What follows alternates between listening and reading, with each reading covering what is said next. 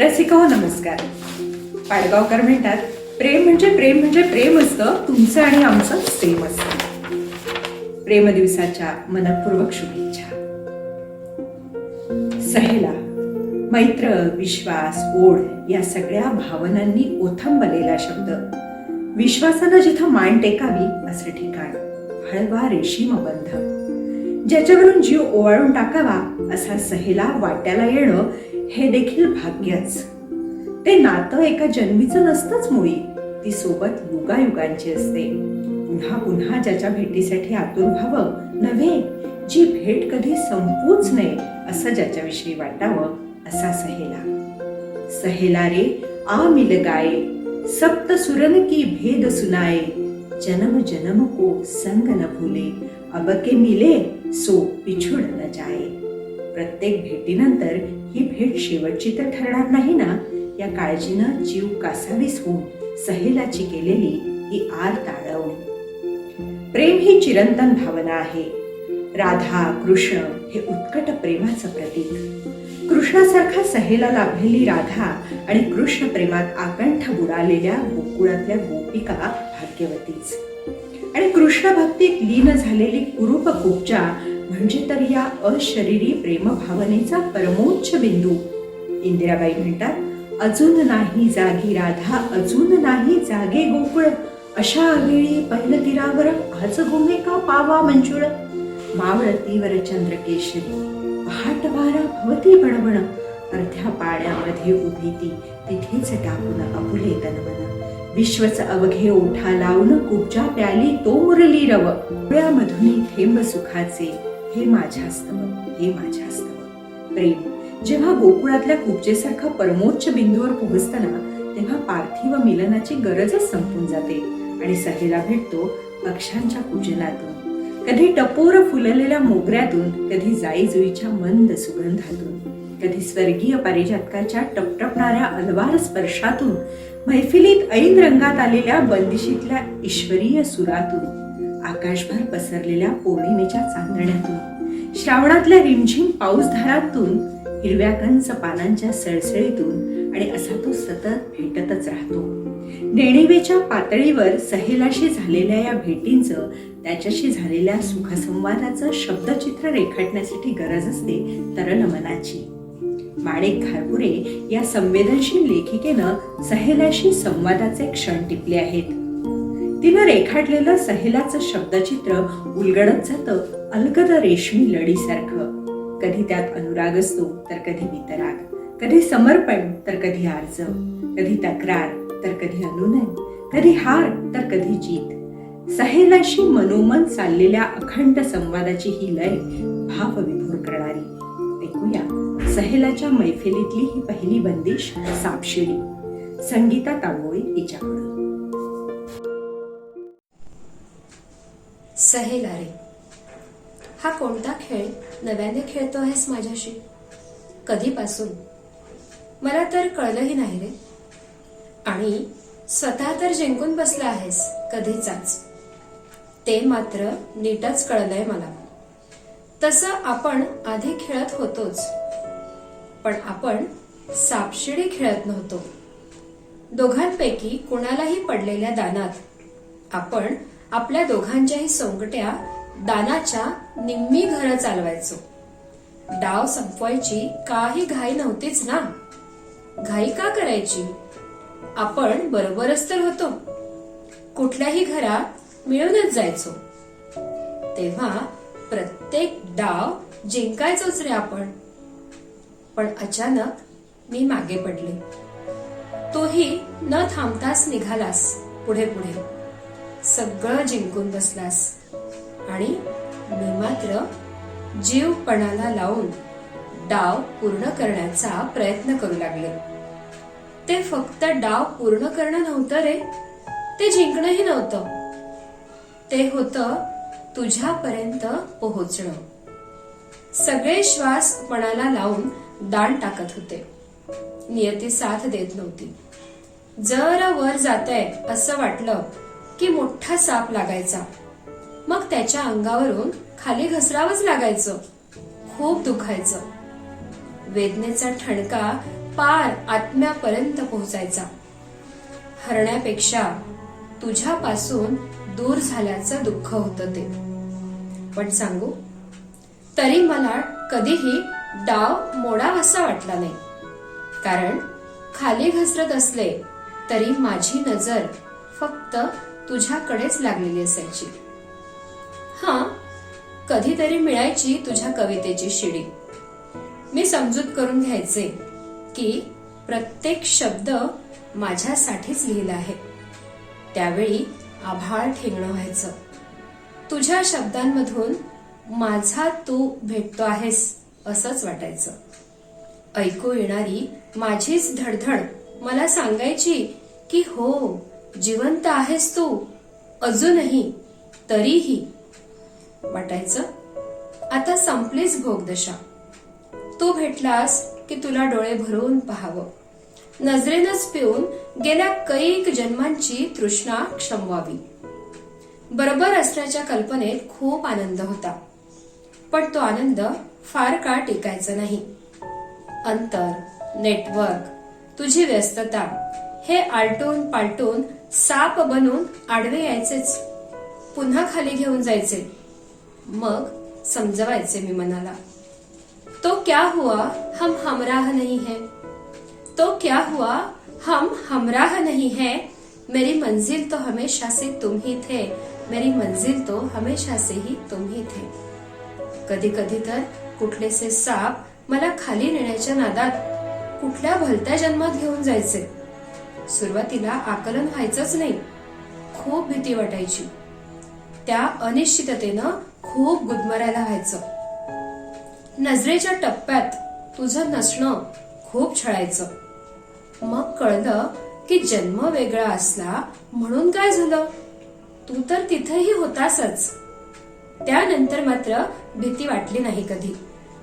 मग लक्षात आलं की तुझ्या आठवणीच्या शिडीवरून पुन्हा वर्तमानात येता येतं. खूप दिलासा वाटला. पण हाय कमबख्त तेरी बेरुखी, हाय कमबख्त तेरी बेरुखी, मुझको जीने ना दे मरने ना दे. मला अशा किती जन्मांच्या मितींमध्ये खेळ खेळावा लागतोय माहिती नाही. खूप मोठे मोठे साप नि कमी शिड्या असलेला पट माझ्या वाट्याला आलाय. मी जिंकेन की नाही हे नाही माहित. खेळ कधी संपेल की नाही हे पण नाही माहिती.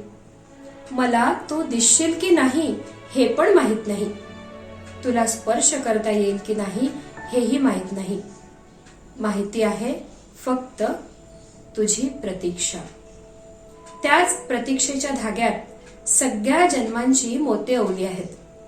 प्रत्येक मोत्यावर आसवांचं, आठवांचं पाणी चढवलंय. हा सर अतिशयच देखणा दिसतोय. एकदा का तो तुझ्या हवाली केला की सार्थक होईल त्याचं.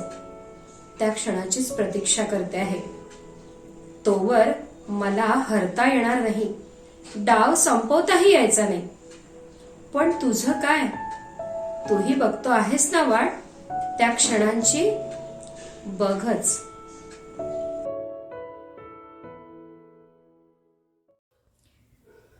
त्या प्रतीक्षेच्या धाग्यात सगळ्या जन्मांचे मोती ओवले आहेत. वाह, क्या बात है.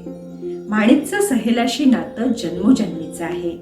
इथे कुसुमाग्रजांच्या पृथ्वीचं प्रेमगीत या कवितेची हटकून आठवण येते. नको क्षुद्र शृंगार तो दुर्बलांचा, तुझी दूरता त्याहुनी साहवे.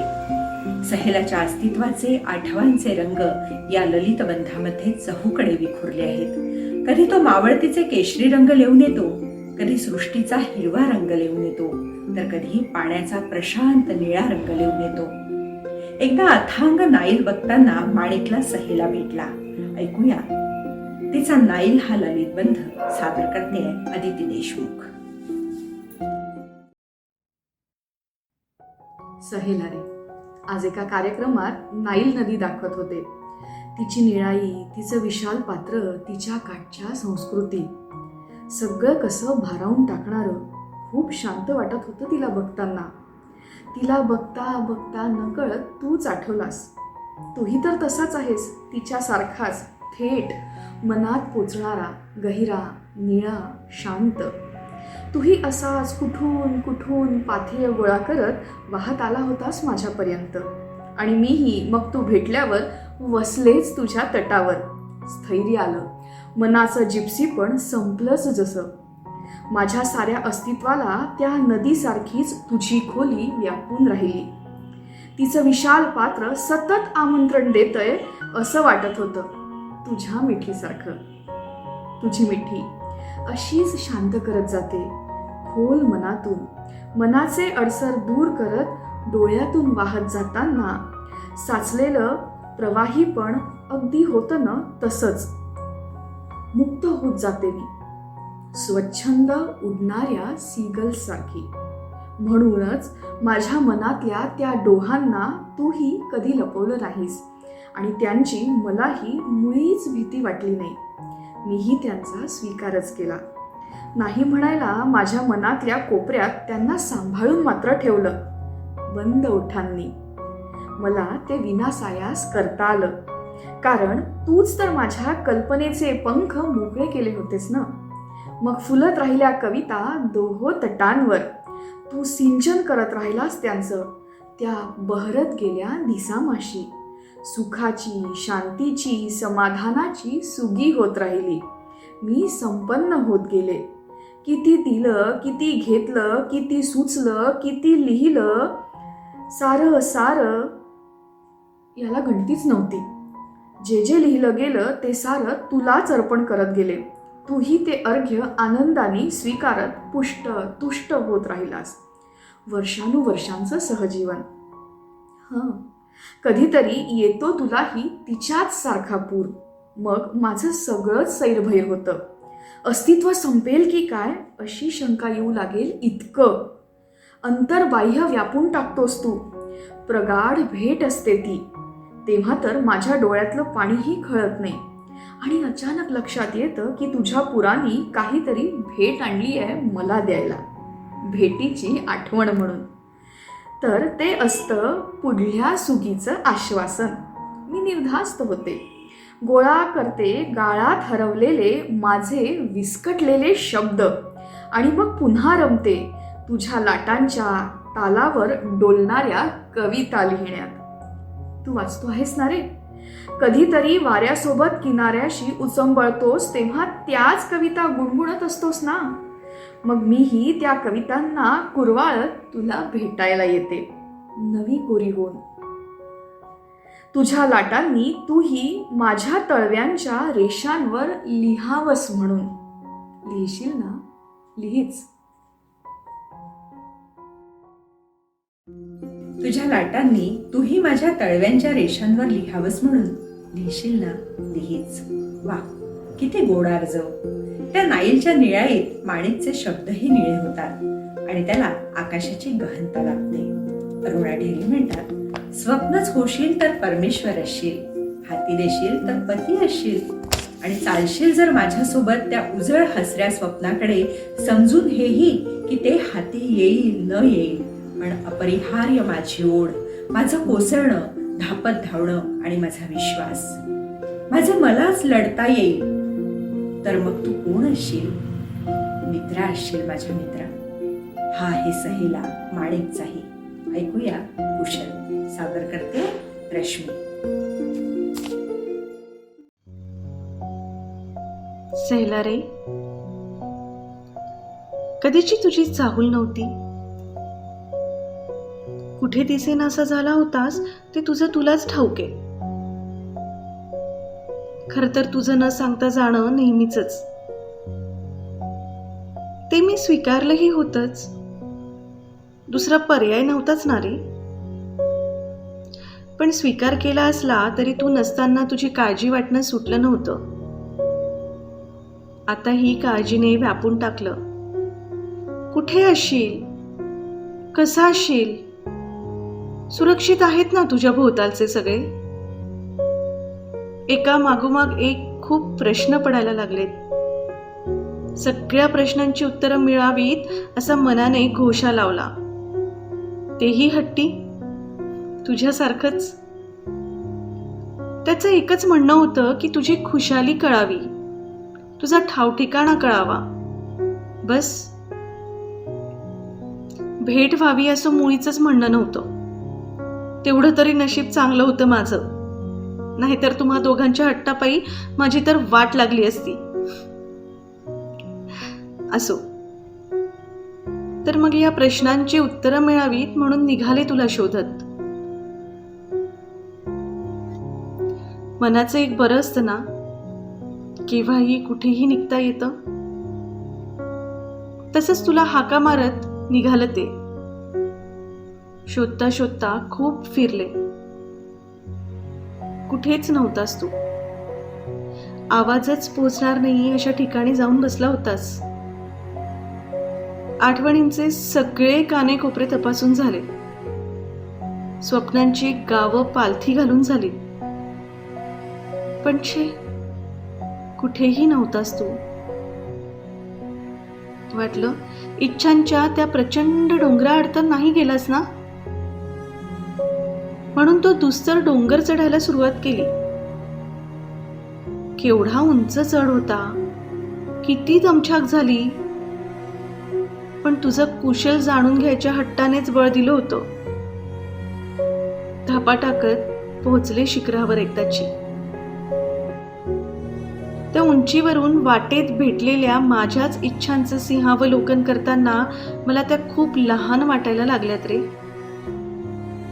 पुन्हा एकदा नीट बघून त्या खुज्या इच्छांना कात्री लावायला हवी हे मी पक्क ठरवून टाकलं.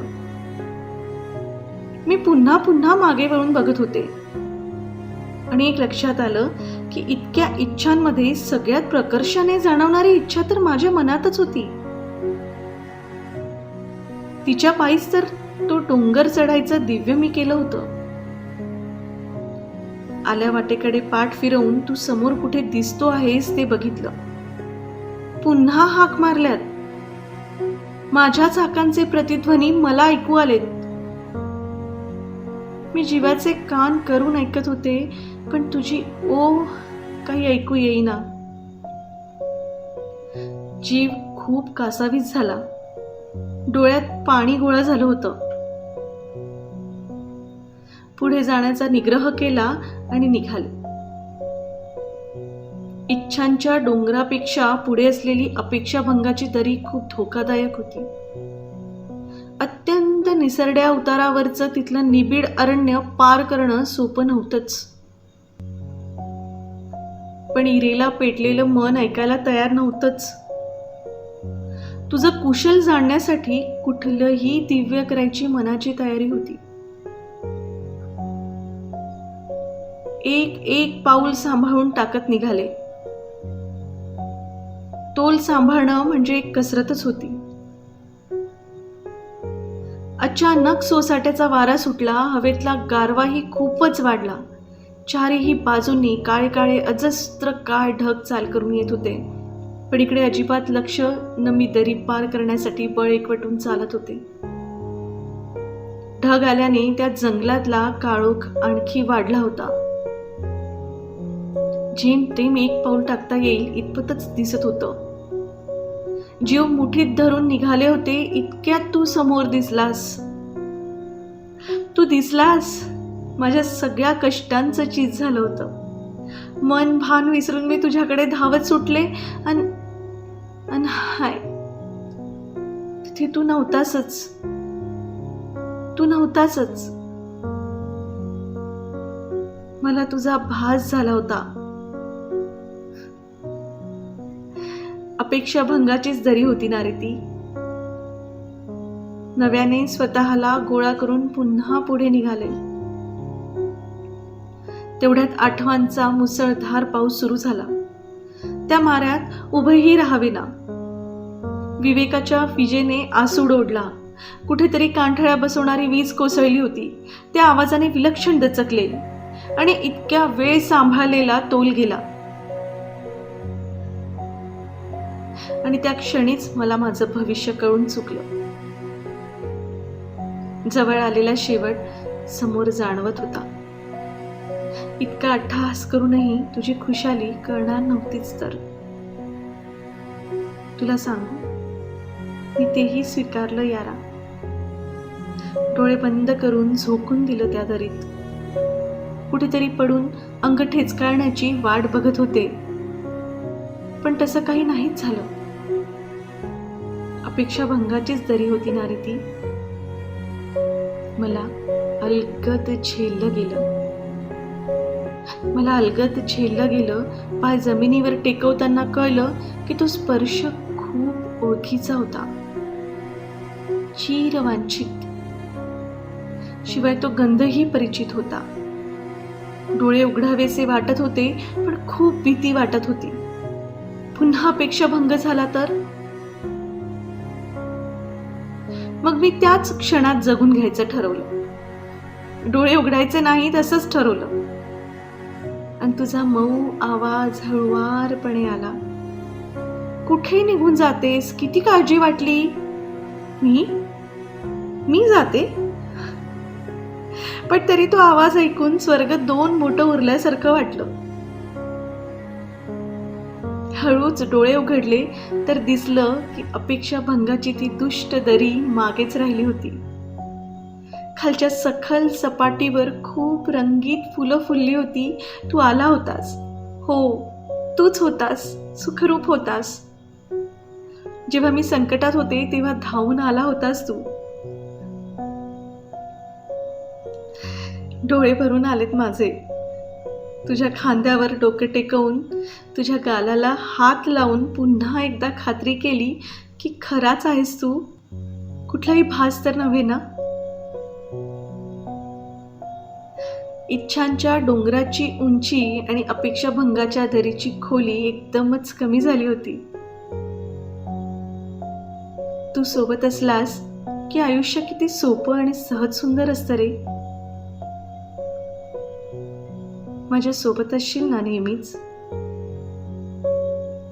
असावंसच.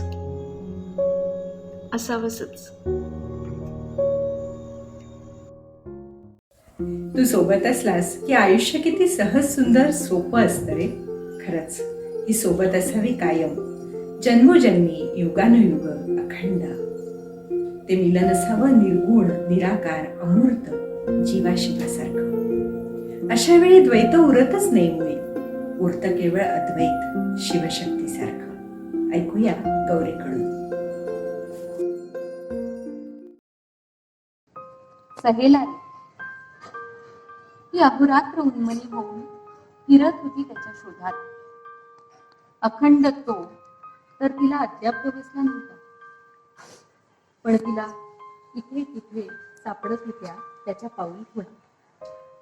त्याच्या तत्वाचे तेजस्वी मार्ग. ते मागच रुजवात करत होते, तिची समजूत घालत होते. तिने त्याच्या तत्वाच्या तेजाचे तुकडे तिच्या श्वासांनी शिवले होते. ते मऊ आश्वासक वस्त्र तिने कधीचेच मनभर पांघरले होते. सगळं जग आणि ती यांच्यामध्ये त्या तेजाचं उबदार कवच होते. जगापासून, लौकिकापासून दूर नेणारं ते कवच तिला फार सुरक्षित ठेवायचं. तिच्यासाठी तेच सत्य होतं आणि सुंदरही. ती त्याच्या प्रेमात पडली होती तेव्हापासून तिने या सत्याचा पाठपुरावा केला होता. त्याच्या शोधात वणवण करत भटकली होती. तिच्या मनातला ओंकाराचा प्रतिध्वनी तिला धबधब्याच्या नादात ऐकू यायचा आणि ती तासनतास त्या प्रपाताखाली उभी राहायची. तिची इतकी कोमल काया, तो प्रचंड आवेग कसा सहन करायची ते एक कोडच होते. तिला वाटत असायचं हे त्याचंच तर रौद्ररूप आहे. तिची कोमलता त्या रौद्रात सामावून जायला आतुर असायची. कधी वाऱ्याची शीळ ऐकताना तिला ओंकार ऐकू यायचा आणि ती त्या शिळेचा उगम शोधत बेभान होऊन धावत सुटायची. खऱ्या डोंगर ओलांडत राहायची. पायाखाली येणारे दगड, काटे, खाचकळगे कशा कशाचं भान नसायचं तिला. त्या नादरूपात तिला एकरूप व्हायचं असायचं. पण रक्ताळलेले पाय आणि तल्लीन अवस्था इतकंच तिच्या पदरी पडायचं. कुठे नाही शोधलं तिनं त्याला.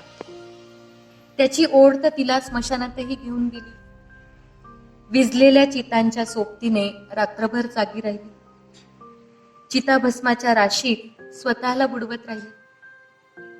त्या भस्माच्या स्पर्शात त्याचे भास शोधत राहिली. तिला ना रात्रीचं भान होतं ना दिवसाचं. तिला भान होतं फक्त तिच्या ध्यासाचं. पण तो काळभैरव अजून तिच्या दृष्टी आडच होता. तिच्या मनाने ध्यास घेतला होता त्या आदिपुरुषाचा. त्रिभुवनात एकट्या त्याचंच तर अस्तित्व तिच्या जाणीवा आणि नेणीवा व्यापून उरलं.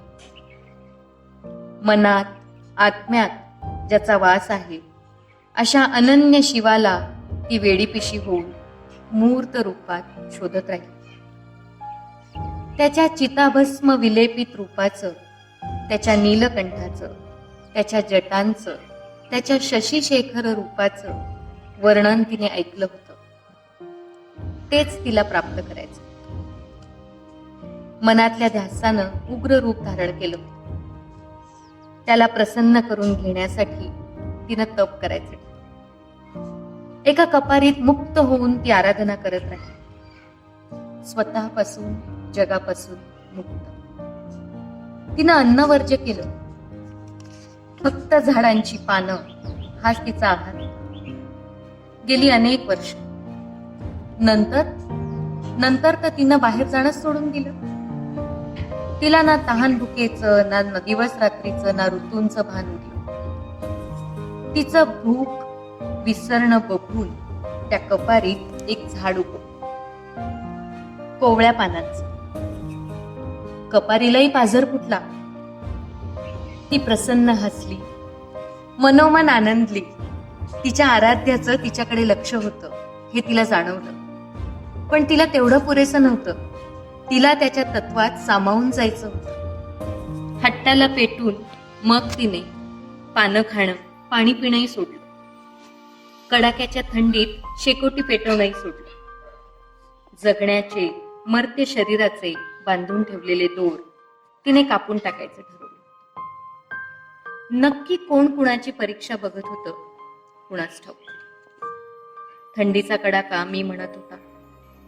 तिच्या पापण्यांवर, खांद्यांवर बर्फ जमायला लागला. तिची कृश झालेली काया हठयोग्यासारखी दिसत होती. तिचं बंद पापण्या आडूनही तिचा निग्रह आणि तेज जाणवत होतं. कसं कुणास ठाऊक, पण बाहेर मोठं वादळ चाललं होतं. मुसळधार पावसानेही थैमान घातलं होतं. कित्येक झाडे उन्मळून पडली होती. हिवाळ्यातल्या पावसाच्या तांडवानं सृष्टी हवालदिल झाली होती. जागोजागी भूस्खलन होत होतं. तिला वाटलं होतं की या वादळात काय काय पणाला लागणार होतं तो सदाशिवच जाणे. कडाडकण आवाज झाला. एकच धुराळा उठला. तिची कपार ढासळायला लागली होती. ढासळलेल्या खडकांची रास तिच्या अवतीभोवती गोळा होऊ लागली होती. पण ती निर्भय मनाने शिवाचा जप करत होती.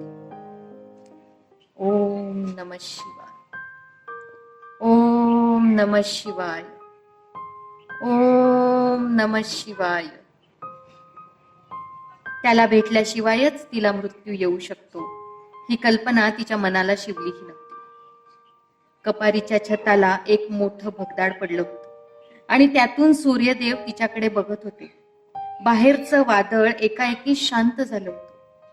पाऊसही अचानक थांबला. त्या उपदार सोन किरणांनी तिच्या अंगावर साठलेलं बर्फ वितळून गेलं. गारठलेली गात्र सैलावली.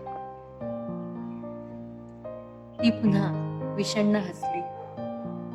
तेवढ्यानं तिचं समाधान होईना. ती त्याला म्हणाली, पंचतत्वांना असं वेठीस धरण्यापेक्षा माझा स्वीकार करणं सोपं होतं. नेमकं काय अडतंय? कुठे कमी पडतीये मी? तुम्हाला स्वीकारार्ह नसलेल्या या शरीराचा मी धिक्कार करते. आणि तिने श्वास रोखून धरला. वारा वाहायचं थांबला. हवेत जडपणा जाणवू लागला. सारी सृष्टी जशी हतबल झाली. घुसमट असह्य होऊ लागली. प्राणी सैरावैरा पळू लागले. सगळीकडे हाहाकार माजला. किती वेळ झाला कुणास ठाऊक. आणि अचानक तिला डमरूचा आणि घंट्यांचा आवाज ऐकू आला. ती समाधानानं हसली. तिचा प्रियतम अखेर आला होता. तो कर्पूर गवळा भोळा त्रिनेत्रधारी नीलकंठ तिच्या समक्ष उभा होता. तिने डोळे उघडले. नतमस्तक होत समर्पित झाली. त्याने तिचा स्वीकार केला. तिची तपश्चर्या सफल झाली होती. तिच्यातल्या शक्तीला शिव भेटला होता. एक शाश्वत बंध अस्तित्वात आला होता. युगानुयुग तो बंध असणारच होता, अनंत काळ. पण तिला जेव्हा जे प्रतीक्षेचे क्षण पुन्हा जगावेसे वाटतात, ती पाठवते तिच्या शक्तीचा अंश पुन्हा भाग्यवतीसाठी. कदाचित म्हणून मला तिची स्वप्न, तिची प्रतीक्षा, तिचा ध्यास हे खूप ओळखीचं वाटत असते. तिच्यातल्या शक्तीचा अंश मला माझ्यात जाणवलाय. तूही तुझ्यातल्या शिवाच्या अंशाला ओळखलेस ना? ओळखावंच.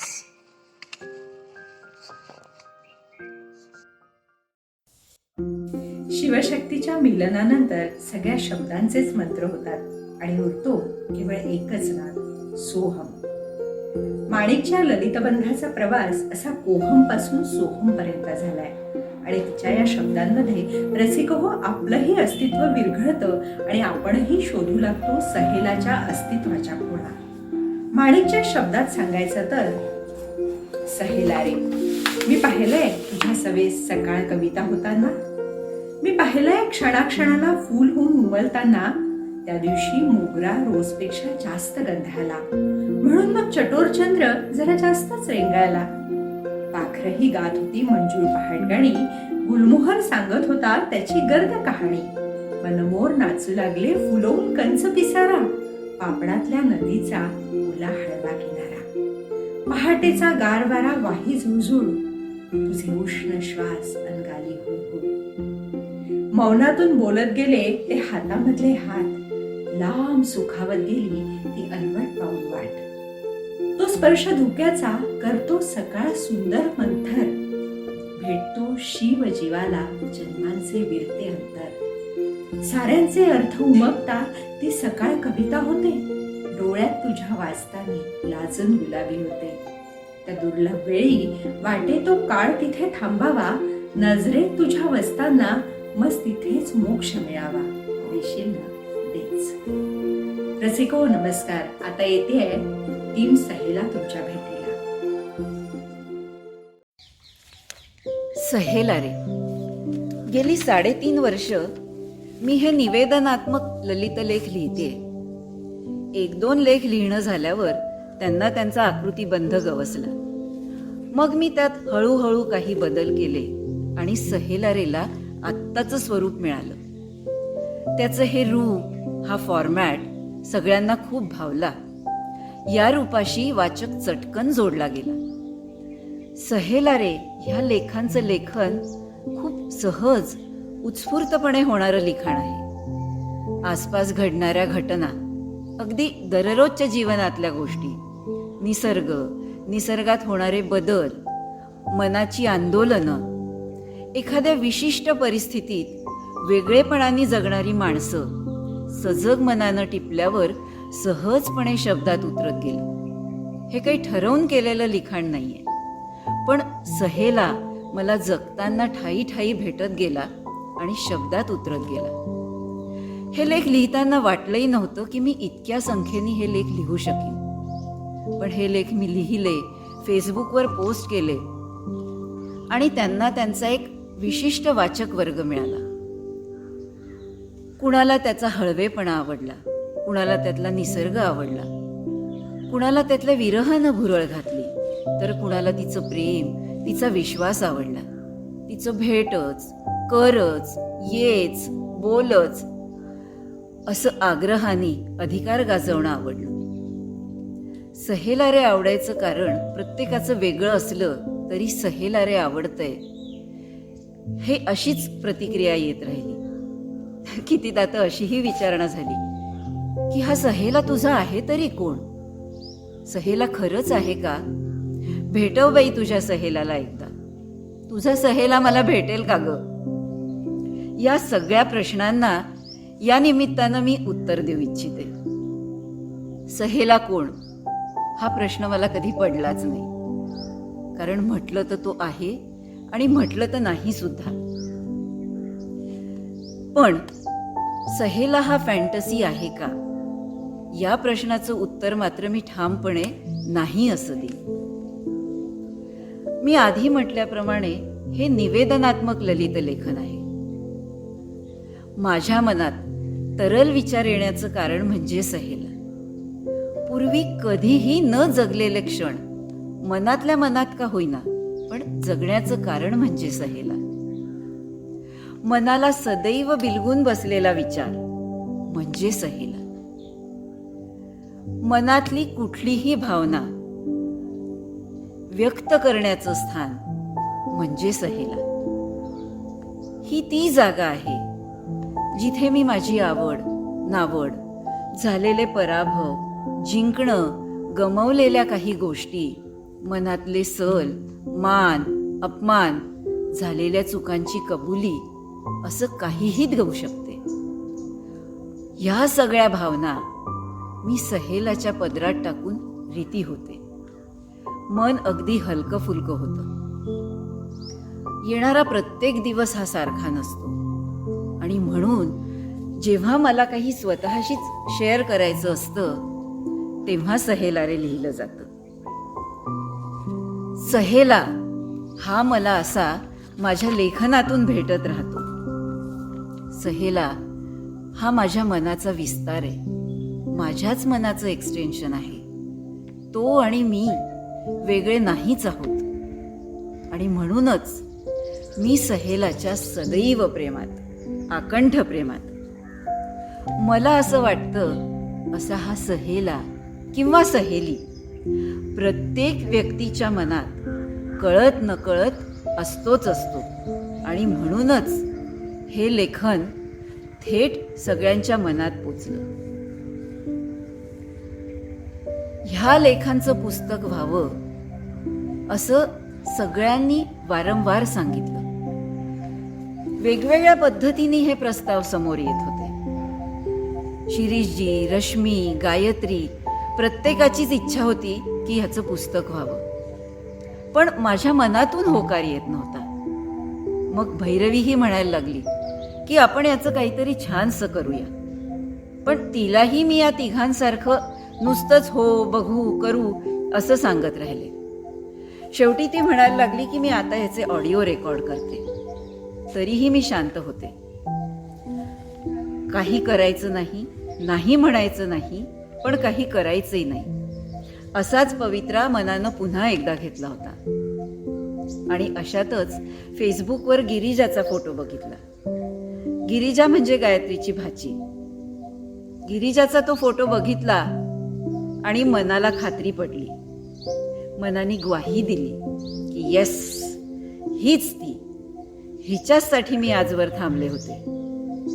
मनातली कल्पना भैरवीला बोलून दाखवली आणि गायत्रीला फोन केला.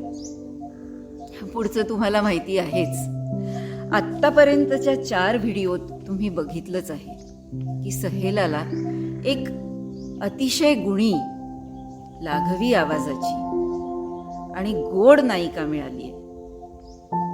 गायत्रीला फोन करताना अशी खात्री होतीच. माणिकनी मला विचारलं, गिरिजा सहेला रेच्या स्क्रिप्टसाठी काम करेल का? तिची मावशी म्हणून मला आधी तुझ्याशी बोलायचं आहे. त्याची व्हिडिओ आपण यूट्यूबला अपलोड करणार आहोत. एक क्षणीच माझ्या तोंडून निघाला, नक्की करेल, का नाही करणार. पण तिची आई म्हणजे माझी लहान बहीण अनामिका, तिची परवानगी घेणं अतिशय आवश्यक होतं. तीही ताबडतोब हो म्हणाली. ती म्हणाली, गिरिजाच्या आतल्या कलागुणांना सातत्याने वाव मिळाला तर न जाणो यातून काहीतरी योग्य मार्ग तिला मिळेल. करू दे तिला व्हिडिओ. गिरिजा खूप लहानपणापासून एक चांगली रंगमंच कलाकार होती. खूप लहान असताना तिने रामायणाच्या एका कार्यक्रमाचे सूत्रसंचालन अतिशय सुजाणपणे केले होते. तेव्हाच मी तिच्या आईला म्हटलं होतं की पुढे जाऊन गिरिजा या क्षेत्रात नक्कीच चांगली कामगिरी करेल. आणि तिने माझा शब्द खराही करून दाखवला. पुरुषोत्तम करंडकसारख्या अव्वल दर्जाच्या एकांकिका स्पर्धेत पारो या एकांकिकेमधल्या समिधाच्या भूमिकेसाठी तिला उत्तम अभिनयाचं प्रथम पारितोषिक मिळालं. कुठलंही काम ती इतकं झोकून आणि आत्मीयतेने करते की तिला त्या भूमिकेतून सावरायला खूप दिवस लागले. सहेलारेविषयी काय बोलावं. हळुवार, सकवार आणि आजवी भावनांचा प्रवास म्हणजे सहेला. लिहिणारी माणिक, सादर करणारी गिरिजा, तांत्रिक बाजू सांभाळणारी भैरवी आणि शूटिंग करणारे हेरम, सिद्धेश आणि रेणुका. रेणुका ही गिरिजाची लहान बहीण आहे आणि माझी लहान भाची. या 6 जणांनी मिळून उत्कृष्ट अशा कलाकृतीचे निर्माण केलेले आहे. आज सहेलारीचा प्रत्येक एपिसोड बघताना मला आठवत असते ती लहानपणी सगळ्यांच्या नकला करून आम्हाला हसवणारी गिरिजा. गिरिजाविषयी काय बोलावं, मला खरंच शब्द कमी पडतात गिरिजाविषयी बोलताना. तिची अभिनयाची उपजत जाण तिला सहेलारीची सहेली साकारताना कामात आली. सहेला करताना विरह, प्रेम, आनंद अशा अनेक भावना तिच्या आवाजातून व्यक्त होतात आणि आपल्या मनाचा ठाव घेतात. रसिक हो, लोकव्रत प्रकाशनच्या चॅनलवर दर आठवड्यात सहेलाचा एक भाग प्रकाशित होतो आणि आपल्याला पाहायला मिळतो. हे व्हिडिओ आठवणीने पहा, हे चॅनल लाईक करा आणि सबस्क्राईब करा. सहेलाचा स्वप्नाळू प्रवास तुम्हाला नक्कीच स्वप्नांच्या दोन्हीत रमवून सोडेल.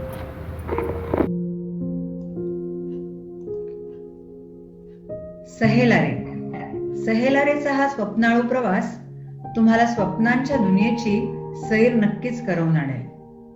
आणि स्वप्नात रमायला कुणाला नाही आवडत, आवडतच की. काय गंमत असते नाही आयुष्याची. कुठल्या वळणावर काय भेटेल सांगताच येत नाही. आपण स्वतः मिळणाऱ्या गोष्टी मनापासून स्वीकारल्या की जीवनाचा प्रवास आनंददायी होतोच. सहेलाच्या निमित्तानं पुन्हा एकदा हाच अनुभव येतोय. आता हेच बघा ना, माणिकशी ओळख झाली काय, तिचं सहेला वाचलं काय, आणि फार फार जीव जडत गेला सहेलावर. एवढ्या प्रचंड ताकदीनं तिनं हे लिखाणातून उतरवले की आधाशीपणा शिरलाच मनात. आधी सगळं सहेला वाचायचेत ग मला, हा हट्ट तोही पुरवला माणिकनं. मग एक एक शांतपणे वाचले आणि झिरपत गेला सहेला जणू मनात. नंतर सतत हा विचार, काय करूया याचं. आम्ही दोघी खूप खूप चर्चा करायचो, बोलायचो.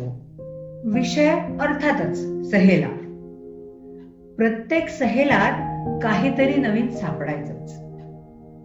हे सहेला लिहिताना माणिकचा दृष्टिकोन काय होता, तो मला जो कळलाय तो असा.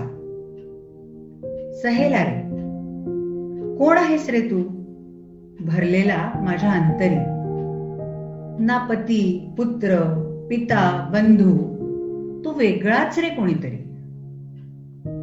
सहेला रे, तू मनाचा हळवा किनारा, तू थरथर, मोरपिशी शहारा. तू काहिली, कासाविशीही, तूच जीवाला शांतवणारा. सहेला रे, तू स्वप्न आहेस ना माझे, डोळ्यातून तरी वाहतोस.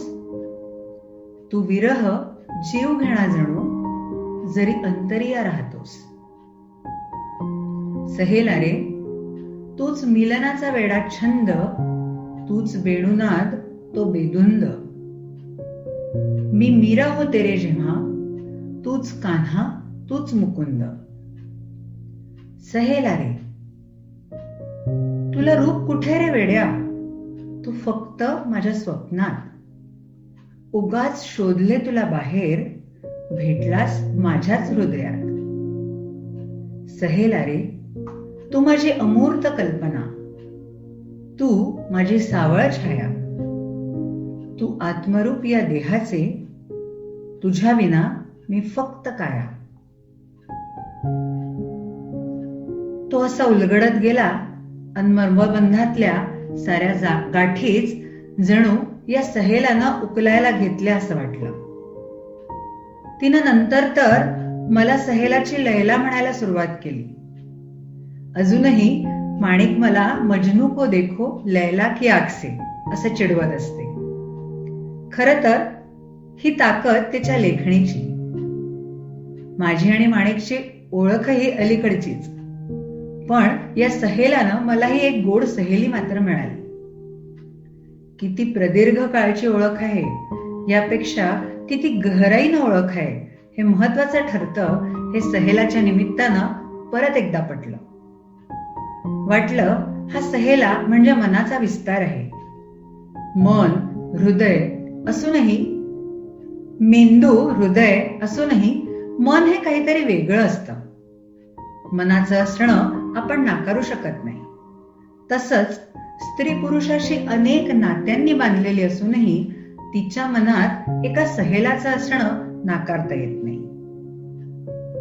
प्रत्येकाच्या मनात एक कल्पनेतील सहेला, सहेली असतेच हमखास. ज्याला खरे तर चेहरा नसतोच, नसावाही. तो कायम हृदयस्थ असणारा सहेला या निमित्तानं मला सापडत गेला आणि हे सारे सहेला वाचताना मला सारखं वाटत गेलं हे फार सुंदर आणि ओळखीचं काहीतरी आहे, मनभावन असं. कारण काय नाही हो सहेलात, सारच तर आहे. हक्क, हट्ट, अधिकार, प्रेम, विश्वास, स्वीकार, विरह, मिलन, हुरहुर, अगदी सगळं. जीवनाच्या साऱ्या छटा इथं एकत्र आल्यात. प्रेमात आकंठ बुडालेली, तरीही आत्मभान असणारी, आत्मसन्मान जपणारी, नातं असीम विश्वासानं जगणारी, हक्क मागणारी, भांडणारी, शंका घेणारी, जाब विचारणारी आणि वेळीच अलिप्त होणारी ही सहेली एवढी भावते ना, जणू काही आपलंच प्रतिबिंब. कदाचित म्हणून हे एवढं प्रचंड आवडलंय. आणि माणिकनं हे लिहिलंय एवढं सुंदर, सहज हे वाचता आलं. खूप काही सुचत गेलं. आमची ही कल्पना प्रत्यक्षात टीम सहेलासोबत साकारताना, उतरताना बघणं, प्रत्यक्ष घडताना बघणं यासारखं दुसरं सुख नाहीच. काय करायचं या सहेलाचं या विचारात असतानाच एक अपूर्व योग जुळून आला. तो म्हणजे गिरिजा. अहो, गिरिजा चक्क सापडली. होय, सापडलीच ती. आणि माझ्या आणि माणिकच्या दोघींच्याही मनानं ग्वाही दिली, येस, यही है वही. आणि मग आमच्या सहेला रेच्या प्रवासाला खरीखुरी सुरुवात झाली.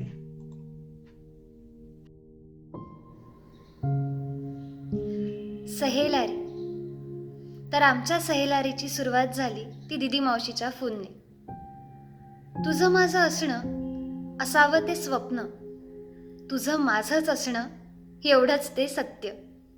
माहितीये इतकं छान नाही लिहिलेलं आहे मी, पण त्यातला शब्द आणि शब्द तितकाच खरा आणि भावनाशील आहे. जवळपास वर्षभर मी नाटक, रंगमंच, प्रयोग या सगळ्या गोष्टींपासून दूर होते. डिप्रेशन, एन्झायटी, ओव्हर थिंकिंग ह्या सगळ्या गोष्टी माझ्या डिक्शनरीमध्ये टॉपवरती होत्या. आणि तेवढ्यात दिदी मावशीचा फोन आला, गिरिजा, माणिक मावशीला सहेला रेचं ऑडिओ बुक करायचं आहे और व्हिडिओ बुक करायचं आहे, ती तुझ्याशी बोलणार आहे. मी म्हटलं म्हणजे कसं? तर ती माणिक मावशी तुला सगळं व्यवस्थित सांगेल असं मावशीने बोलून फोन ठेवला. मला फार भारी वाटलं. अरे यार, काहीतरी करायला मिळणार आहे, मज्जा येणार आहे. दिदी मावशीचा फोन ते माणिक मावशीचा फोन यात 2 दिवसांचा स्पॅन गेला. पण त्या 2 दिवसात मला स्वस्थता मिळेना. मी सतत सहेलारी शोधत होती, फेसबुकवर वाचत होती आणि माणिक मावशीच्या फोनची इतकी वाट बघत होती ना, ज्याची काही हद्द नाही. तोपर्यंतच माझा सगळा अभ्यास झाला होता की हे नेमकं कसं असेल. माझे विचार, मी माझ्या चौकटीतनं बाहेर येत होते, मला जाणवत होतं. इतका उत्साह असा येत होता ना मनात, मी सांगूच शकत नाही. आणि मग माणिक मावशीचा फोन आला. मग भैरवी मावशीशी ओळख झाली. मग त्या दोघींनी मला काय करायचं आहे, कसं करायचं आहे सगळं व्यवस्थित समजावलं. आमच्या पहिल्या फोनवरच आमचा पहिला व्हिडिओही ठरला, अगदी एका याच्यात. आणि तिघींचं एक मत होऊन अगदी जसाच्या तसा आता व्हिडिओ उद्या करणार. पण मग करणार कोण? कारण की काम करताना मला ते परफेक्ट लागतं आणि तेव्हा मी इतकी चिडचिड करते की ते सहन करणारे फार कमी लोक आहेत. तर त्याच वेळेला मी आणि सिद्धेश बोलत होतो माणिक मावशीचा फोन येण्याआधी. आणि आमचं बोलणं अर्धवटच होतं आणि तेवढ्यात मावशीचा फोन आला. मग मी सिद्धेशला म्हटलं, सिद्धेश तुला करायचंय? हां, म्हणजे मी त्याला म्हटलं, विचारलं नाही आणि तो लगेच तयार झाला. त्यामुळे सगळं ना असं जुळून आलं. आणि व्हिडिओ करायचा असतं मला पटकन अमरावतीला जावं लागलं, म्हणजे अगदी दुसऱ्या दिवशी. म्हणजे आज आमचं व्हिडिओ करायचं ठरलं आणि आजच मग मी अमरावतीला गेले. पण मला टेन्शन नव्हतं, कारण की तिथे हेरंब होता. त्याची माझी मैत्री फारच जुनी, पण आमचं पटतच नाही. जितके भांडणं होतात तितकाच अबोला असतो, पण कामाच्या बाबतीत आम्ही दोघंही खूप प्रॉम्प्ट आहे. त्याला माहिती होतं त्याला करायचंय, मला माहिती होतं की तोच करेल. त्यामुळे मग मी त्याला सांगितलं की तुला करायचंय. आणि असा झाला आमचा पहिला व्हिडिओ. कॅमेऱ्याचं दिग्दर्शन पहिल्यांदाच. ते सगळं असं ठरवणं, ब्लॉग करणं, स्वतःच त्यात इम्प्रोवाइज करणं. आणि माहितीये, जे आम्ही ठरवायचो ना ते व्हायचंच नाही. व्हिडिओ तर अगदी पहिला व्हिडिओ म्हणजे 1 टेक झाला, म्हणजे अगदी 1 टेक. आणि मग इतकं मस्त वाटत होतं ना. मग आम्ही तो व्हिडिओ पोस्ट केला, छान प्रतिक्रिया आल्या. मग हळूहळू खऱ्या प्रतिक्रिया आल्या. म्हणजे आता हे असं नको, हे असं हवं, ते तसं नको. मग आम्ही त्याच्यात वर्कआउट करत गेलो की हां आता हे असं घ्यायचं आहे, ते तसं घ्यायचं आहे. मग आमचं डिस्कशन वाढलं. मग अशी आमची 5 जणांची एक मंडळी झाली, ग्रुप झाला व्हॉट्सॲपवर. मग त्या ग्रुपवरती डिस्कशन व्हायचं. मग मी एक आधी काय म्हणू आपण त्याला रफ ऑडिओ पाठवायचे. मग त्यावर बरीच चर्चा व्हायची, कसं करायचं, काय करायचं. हळूहळू मग माझ्यातला कोहळेपणा बाजूला सोडून पहिल्या की दुसऱ्या व्हिडिओला मी सहेलीच्या जवळ गेली. तिला समजून घेतलं, तिचं मन, आणि आमची मैत्री झाली. आता ती आणि मी आम्ही वेगळ्या आहोत असं मला वाटतच नाही. आम्ही इतक्या जवळ आलो आहे ना एकमेकींच्या की कायच सांगू. व्हिडिओ करताना माहितीये अशा जुन्या गोष्टी आठवतात की यार कधीतरी मी पण असंच काहीतरी फील केलं होतं, और कधीतरी मला पण असंच वाटलं होतं. इतकं छान झालंय ना सगळं. आणि अजून करावं, अजून करत राहावं. आणखीन काय करता येईल आहे. आता सहेली आणि मी आम्ही वेगळ्या मला वाटतच नाही. त्यात माणिक मावशी, भैरवी मावशी, हेरंब, सिद्धेश इतके सपोर्टिव्ह आहेत. आणि कंटाळा म्हटलं कशाचंच नाही माहितीये. म्हणजे मी 4 वेळा व्हिडिओ पाठवते, 4 वेळा ऑडिओ पाठवते. मग आम्ही त्याच्यावर चर्चा करतो. मी जितक्यांदा ऑडिओ करते तितक्यांदा ते ऐकतात, सिरियसली ऐकतात. आणि सगळे मला सांगतात की गिरिजा असं नाही असं कर, गिरिजा हे नाही ते कर. आणि त्यामुळे इतकं भारी वाटतं. म्हणजे अगदी मोजक्यात, म्हणजे महिनाही नाही झाला आणि आमचं इतकं छान घटघट झालं आहे. आता आम्ही छान जुळून आलेलो आहे. फार मजा येते. जितकी मी सहेलीच्या जवळ गेली आहे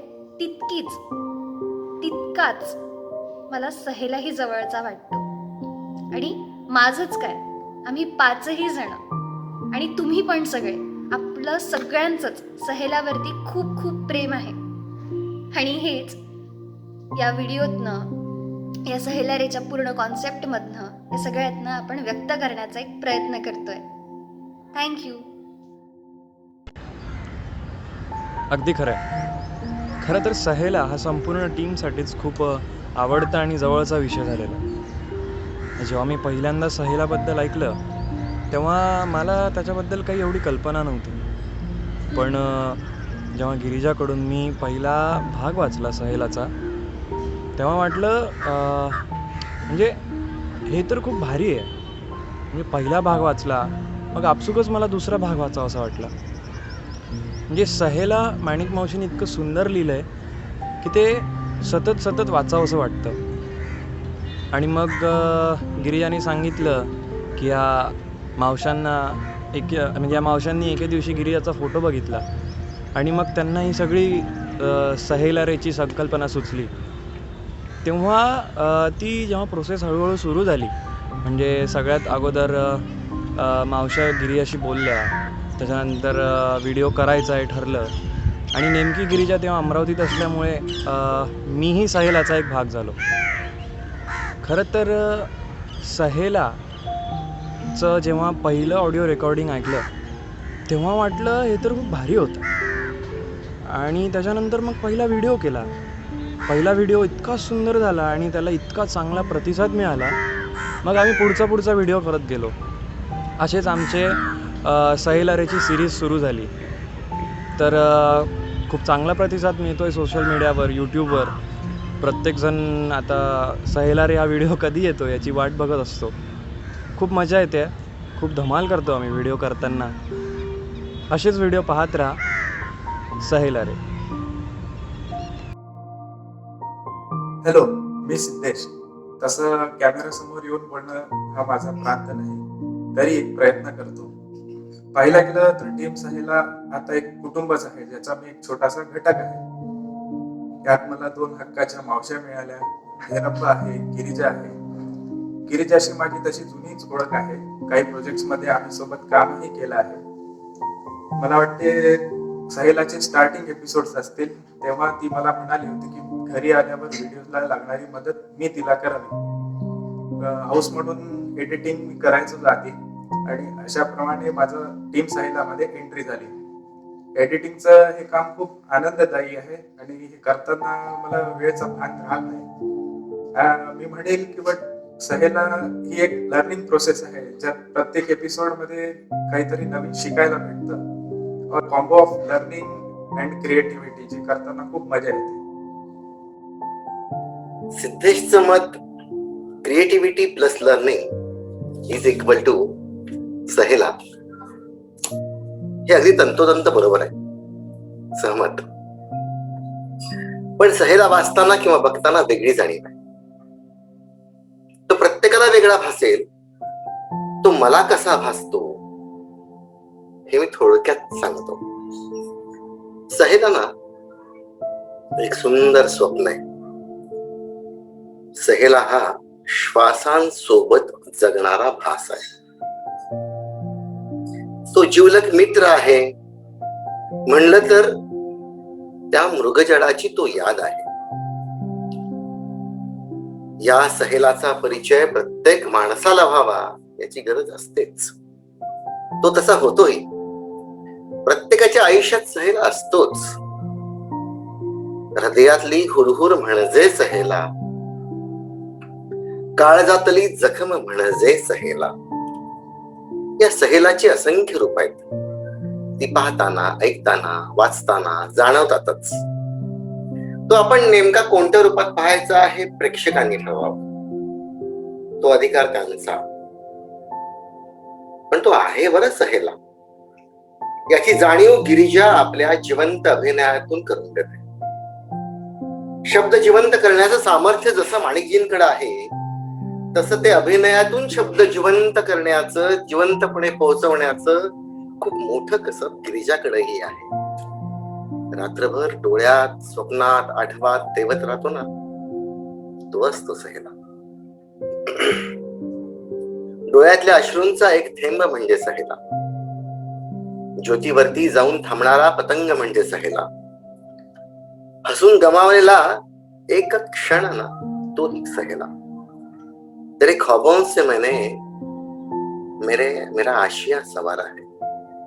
मैंने हर खिला हुआ जख्म कागज पर उतारा है. हे असं लिहिणं असतं माणिकजींचं. त्यांचं लिहिणं म्हणजेच सहेला.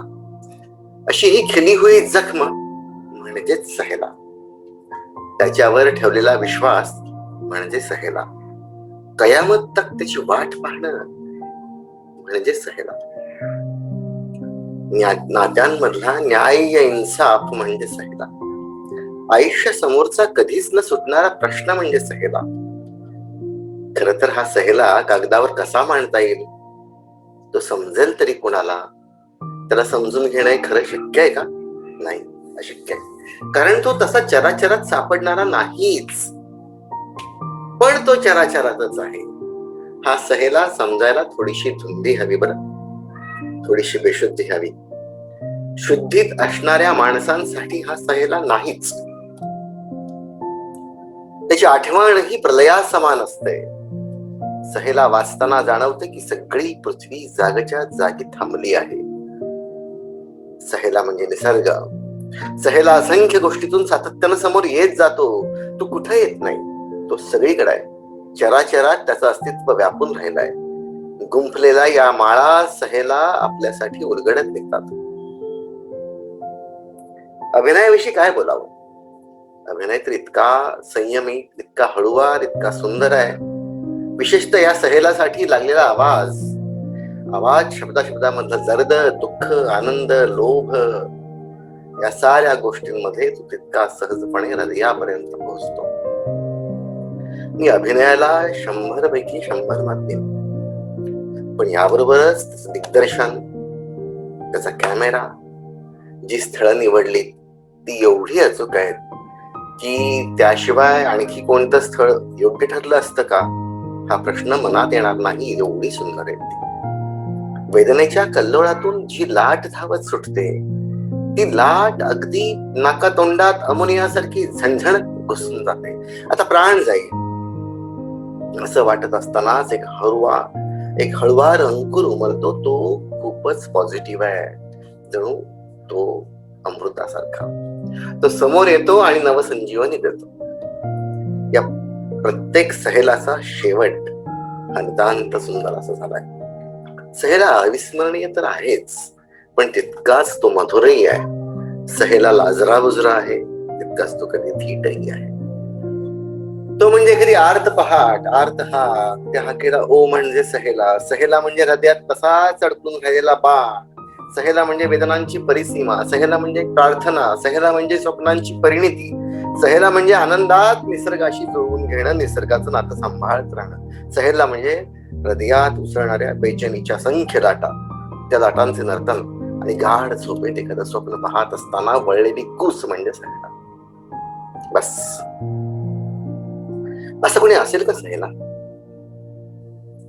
हा प्रश्न वारंवार पडेल. हा सहेला ज्या ज्या ठिकाणी दिसतो त्या त्या ठिकाणी त्याचं रूप हे विश्वनियन त्याच्या रूपाप्रमाणे सर्व ठिकाणी जाणवत राहणार आहे. कारण तो दृष्टीतला सहेला, स्वप्नातला सहेला, पण तो तितकाच आसपास जाणवणारा, रेंगाळणारा सहेला. स्वप्नांचं गीत होतं, आठवांचं गीत होतं. एक अनिवार्य तहान, तृष्णा, तष्णगी रसिकांना बांधून घेते आणि मग पानापानावर, फुलांमध्ये, चंद्र चांदण्यात, सागर ताऱ्यात हा सहेला असतो, दिसतो, सापडतो. तो तसाच्या तसा तितकाच लेखिकेच्या मनाशी एकरूप झालेला असतो. हा सहेला आहे, हा विश्वास आनंददायी आहे. जो मला समजला तो केवळ एक हिमनगाचा छोटासा तुकडा आहे, सहज मला पेलवणारा नाहीये. उंच पसरलेल्या पंखांनी आकाशातून सारी पृथ्वी न्याहाळावी तसे हे डोळे सहेलाचा शोध घेतात. हा सहेला तसा सापडायचा ना समजायचा. तो समजण्यासाठी आपल्याला भाव समजून घ्यावा लागेल. एक सच्चे उपासक व्हावा लागेल, साधक व्हावं लागेल. हा जो धागा आहे ना, तो लेखिकेच्या हाती आलाय, तो वाचकांच्याही हाती आला पाहिजे. तो वाचक म्हणून आपल्या हाती धरून तो समजून घेण्याची प्रयत्नांची पराकाष्ठा करावी लागेल. तेवढी एकरूपता. शब्दांच्या पैंजणांचा नाद जेव्हा आपल्या पावलामधून निनादू लागेल ना, तेव्हा सहेलाच्या जन्माच्या नात्याचा उलगडा होत जाईल. सहेला म्हणजे तक्रार सुद्धा. या तक्रारीत हृदयातून सांडणार टपटप लेखणीतून रक्त जेव्हा कागदावर उतरतं ना, तेव्हा नशिबाच्या आणि त्यात तो नसण्याच्या असंख्य तक्रारी ऐकू येऊ लागतात. एखादी आकाशाला प्रदक्षिणा घालावी तरीही सहेला सापडू नये असं वाटतानाच तो सापडेल याची खात्री देखील त्यातून मिळावी, असं हे सुंदर आरसपणे लेखन. सहेला आपलाही असाच. तो आपला आपण शोधायचा. मग तो आपल्याला कोणत्या रूपात सापडेल?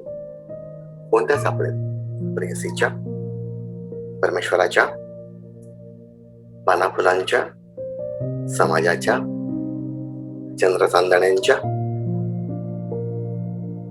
की कोणत्या रूपात तो असेल, त्या बंधांचं, भासांचं आपल्याशी नातं जोडलं गेलं की ओळखावं हाच तो सहेला. सहेलाचा शोध हा सहेला अनुभवतानाच लागू शकेल, मात्र त्यासाठी तेवढा तलम, हळूवार, पापणखाट हवा. आणि खरं तर हृदय रेषाही तेवढी मजबूत असायला. गिरिजाचं सर्वांग सुंदर अभिवाचन, सहेला हाती आल्यानंतर तिनं केलेलं त्याचं दिग्दर्शन, एका अत्युच्च पातळीवर जाऊन सहेला समजावून घेऊन त्यात स्वतःचा प्राण ओतून झपाटल्यासारखं पण तरीही शांत संयमित अभिनय. Hats off Girija. हे रंबजींचं चित्रीकरण तर नितांत सुंदर, संकलन सुद्धा कसं लाजवाब. कुठून येत एवढी प्रतिभा? असं सातत्यानं वाटत राहावं इतकं निहायत सुंदर सहेलाच्या टीमचं योगदान. सिद्धेशचं चित्रीकरण, संकलन हेही वेगळेपणा दाखवणार आहे. शब्दामधला हळवा सर जसाच्या तसा रेखाटावा असं आणि इतकं सुंदर सिद्धेशचं चित्रीकरण. छोटीशी रेणुका, तिला 100 पैकी 100 मार्क्स. दुष्ट लागू नये एवढीच काळजी आपण घ्यायची, आणि जे काही शब्द आहेत ना ते आपल्या मनात ठेवायचे. खरंच लाजवाब आहे रेणुका. हा प्रयत्न, हा प्रयोग केवळ लाखात एक आहे, पाखडण्यासारखा आहे, अभिमानास्पद आहे. साहित्याला वेगळं वळण, वेगळी कलाटणी देणार आहे. सहेलारेच्या सगळ्या टीमचं मनापासून अभिनंदन. एखादी संकल्पना मनात येते आणि ती मनात आलेली गोष्ट पुढे जाऊन चित्रित होते, याचा आनंद खूप मोठा असतो. या साऱ्या प्रवासामध्ये एक मजबूत खांब सहेलासाठी उभा राहिला, तो म्हणजे भैरवीजी देशपांडे. याबरोबरच गायत्रीजी मोळे, रश्मी पटवाड मदनकर यांनाही माझा सलाम. मला जाहीर करण्याचा आनंद होतोय की हे व्हिडिओ बुक लवकरात लवकर आपल्या भेटीस येते. जय हिंद.